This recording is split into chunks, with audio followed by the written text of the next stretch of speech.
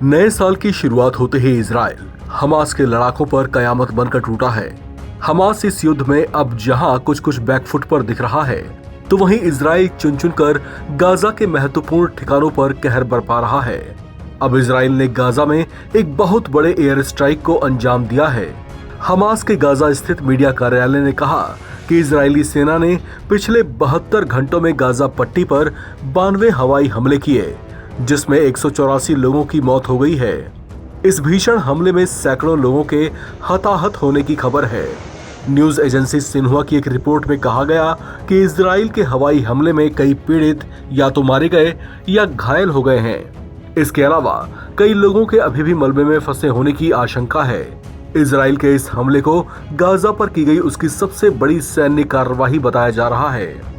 Gaza में फिलिस्तीनी नागरिक रक्षा अधिकारियों ने पुष्टि की है कि पिछले 3 दिनों में इजरायली हवाई हमले तेज हुए हैं, जो स्थानीय निवासियों के लिए मुश्किल समय है। बयान में कहा गया है कि इजरायली सेना इस भयावह अपराधों के लिए पूरी तरह से जिम्मेदार है और उन्होंने हथियार और राजनीतिक समर्थन देने के लिए अमेरिकी प्रशासन की भी आलोचना की है।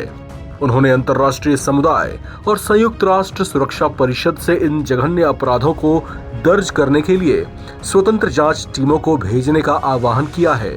इजरायल के रक्षा मंत्री कैट्स ने बंधकों की रिहाई को लेकर हमास को कड़ी चेतावनी दी थी, जिसके बाद इजरायल ने गाजा में अपने सैन्य अभियान को तेज किया। उन्होंने अंतर्राष्ट्रीय समुदाय और संयुक्त राष्ट्र सुरक्षा परिषद से इन जघन्य अपराधों को दर्ज करने के लिए स्वतंत्र जांच टीमों को भेजने का आह्वान भी किया है। इजरायल के रक्षा मंत्री इजराइल कैट्स ने बंधकों की रिहाई को लेकर हमास को कड़ी चेतावनी दी थी, जिसके बाद इजरायल ने गाजा में अपने सैन्य अभियानों को तेज किया। गाजा के एक प्रवक्ता ने इजराइल की इस हरकत को अमानवीय बताया है। उन्होंने कहा कि इसे क्षमा की योग्य नहीं माना जा सकता।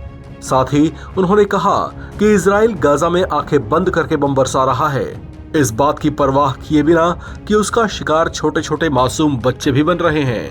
वहीं इस तरह के हमले पर इजराइल का कहना है कि हमास के चरमपंथियों को मानवता की बात तो नहीं ही करनी चाहिए, क्योंकि जंग की शुरुआत उन्होंने ही की थी।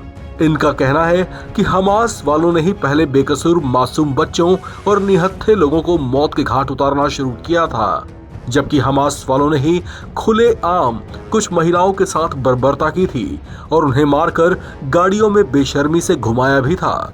इजराइल ने कहा कि उनकी करतूत दुनिया ने भी देखी थी, तब उनकी मानवता कहां चली गई थी। इस खबर में फिलहाल इतना ही। बाकी अपडेट्स के लिए आप बने रहें NBT ऑनलाइन के साथ।